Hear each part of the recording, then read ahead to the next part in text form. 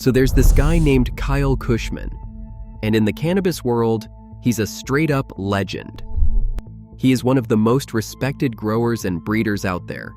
He has won many awards, and he wrote for major magazines, the whole deal. And out of everything he is known for, the single most famous thing tied to his name is a strain called strawberry cough. But here's the twist. Ask him about it, and he will tell you flat out that he did not create it. He does not even know who did, and he is not even sure what is really in it.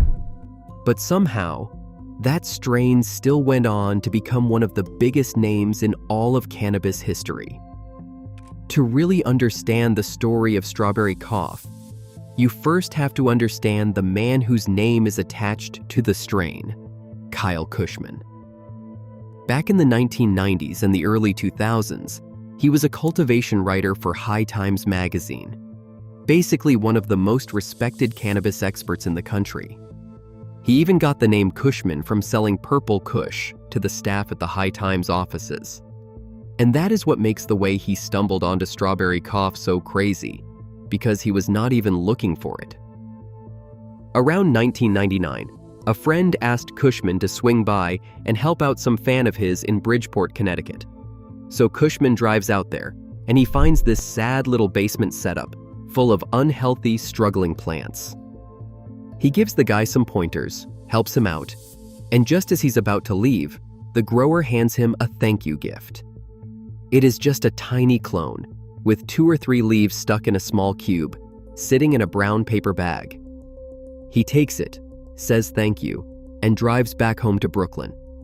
So, he's driving home, and his car just starts smelling like strawberries. Not weed, but strawberries. And as crazy as it sounds, that random little clone is what would end up becoming strawberry cough. But here's where it gets interesting, because as famous as this strain made him, Kushman has never once claimed that he actually created it. He has been completely honest about it. He straight up says, "I just made strawberry cough popular." So he did not breed it, he did not design it, and he did not engineer it. He simply recognized that he had stumbled onto something incredible. And then he spent the next couple of decades stabilizing it, growing it, and championing it to the world. So the actual person who originally bred strawberry cough, that mysterious amateur grower in Connecticut, basically vanishes from the story right there. Nobody knows his name, nobody knows how he made it, and he never stepped forward to take credit. The guy who actually created one of the most famous strains alive is a complete ghost. Which brings us to the strawberry field, because there is this piece of folklore that Kushman passes along, that the reason this weed smells so much like strawberries is that the original plants were supposedly grown right next to actual strawberry fields, and somehow the cannabis took on the scent of its neighbors. Now, I want to be real with you here, because that is not actually how plants work. There is no known biological mechanism where a cannabis plant just absorbs the smell of nearby fruit. Even Kushman basically shrugs at it, saying he does not know how that could have happened, but that it is not the weirdest idea he has ever heard. So no, the strawberry field story is almost certainly not true. But it is such a perfect piece of cannabis mythology that it stuck anyway. Now let's talk about the genetics, because this is where the mystery gets even deeper. The most commonly repeated lineage you'll see is that strawberry cough is a cross of strawberry fields and haze. The haze part makes sense, because haze is that legendary old-school sativa built from landrace strains, specifically genetics tracing back to Colombia, Mexico, Thailand, and India, and it would explain strawberry cough's soaring, energetic cerebral high. In fact, a lot of the haze genetics that circulated through the American scene were preserved and spread out thanks to breeders like Sam the Skunkman, whose work in stabilizing those landrace crosses in the 1980s laid the groundwork for strains like this one. And strawberry fields is described as a strawberry-scented, indica-leaning plant. But here's the catch. nobody can actually confirm any of this. Even Leafly, one of the biggest cannabis databases in the world, describes strawberry cough as a strain with mysterious genetic origins and only says it's thought to be that cross. Kushman himself isn't certain of the genetics either, so that Strawberry Fields by Hayes lineage isn't a fact. It's just the best educated guess we've got. And just to add one more layer, in 2025, a claim popped up on a grower forum arguing that the real breeder was actually a guy named Jeff Kavanaugh with a totally different set of parent strains. But that claim, as of right now, rests on basically a single forum thread with no real proof behind it. So, I'll mention it for completeness, but it's nowhere near confirmed. The bottom line is, the true genetics of one of the most famous strains alive are still a genuine question mark.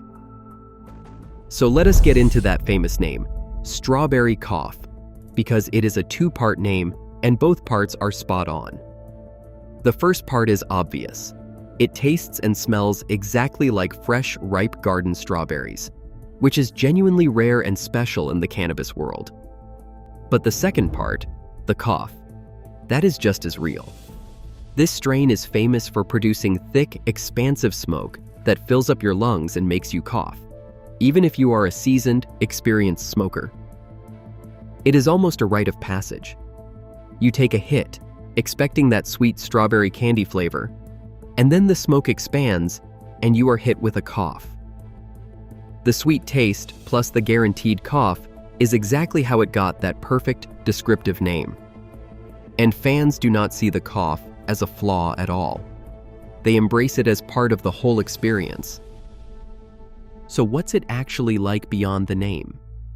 Strawberry cough is a sativa-dominant strain, usually cited at around 80% sativa.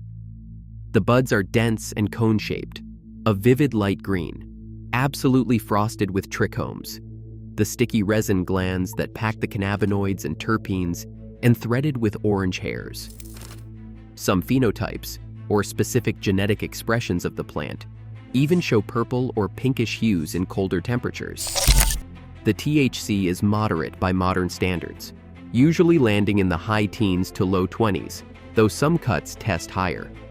In fact, at the 2013 Cannabis Cup in Seattle, Kushman's veganic strawberry cough entry took first place for best US flower and tested at over 25% THC. The flavor is that signature fresh strawberry and sweet candy, driven largely by terpenes like myrcene and beta-caryophyllene, with earthy, skunky, slightly peppery undertones from the haze side. And the high is a classic, beautiful daytime sativa experience. It hits fast and lifts you up, a clear-headed, happy, social kind of buzz. It's the kind of weed that melts away your stress and your social anxiety, gets your creativity going, and keeps you energized without locking you to the couch. Kushman actually described the feeling perfectly.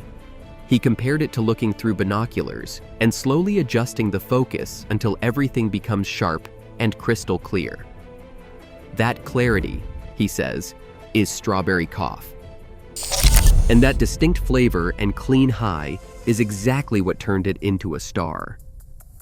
After that strawberry revelation in Brooklyn, Kushman grew the clone out and started sharing it around the New York growing scene, where it absolutely took off, becoming the #1 selling strain among New York City delivery services in the early 2000s.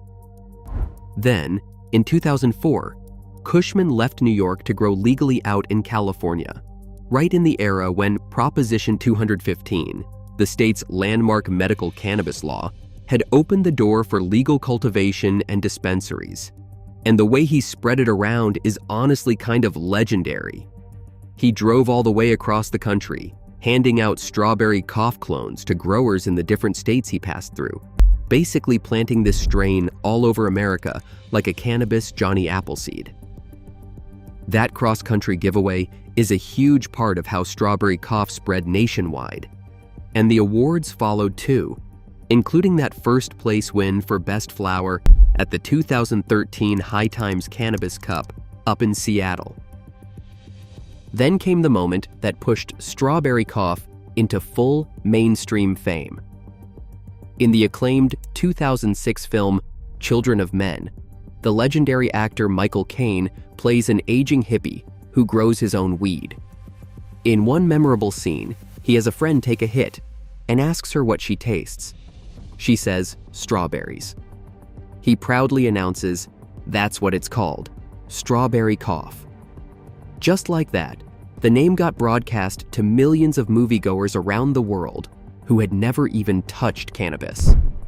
There is even a fun callback over a decade later in the 2017 movie Going in Style, where Michael Caine's character walks into a dispensary and strawberry cough shows up on the menu again. A little Easter egg connecting his two roles. Beyond the films, there is another important piece to Kushman's legacy that is tied right to this strain, and that is his growing philosophy. Kyle Kushman is the pioneer of something called veganics, which is basically organic cannabis cultivation using only plant-based nutrients, no animal byproducts at all. His whole argument is that this cleaner, more natural growing method produces better flavor and richer terpenes, and strawberry cough, with its world-famous taste, became the perfect flagship for that idea, living proof that how you grow can be just as important as what you grow. So when you step back, strawberry cough holds this really special place in cannabis history. It is one of the most famous and beloved flavor strains ever, a true connoisseur's sativa, prized for its taste and its clear, uplifting high. It helped pave the way for the entire fruit-forward, flavor-driven era of weed we live in now, opening the door for the whole family of strawberry strains and dessert strains that dominate shelves today. And it did all of that while keeping its origins a complete and total mystery. To this day, we still do not know who really bred it. We are still not sure what is actually in it, and we have no clue whether it ever truly sat next to a strawberry field. All we really know is that a tiny clone in a paper bag from some stranger in Connecticut somehow became one of the most legendary strains on this planet. And honestly, that mystery is a big part of what makes it so perfect. So what about you? Have you ever coughed your way through some strawberry cough? And could you actually taste those strawberries? Let me know down in the comments below. And if you enjoyed this one, do me a favor and hit that like button, subscribe for more deep dives like this one, and I'll catch y'all in the next one.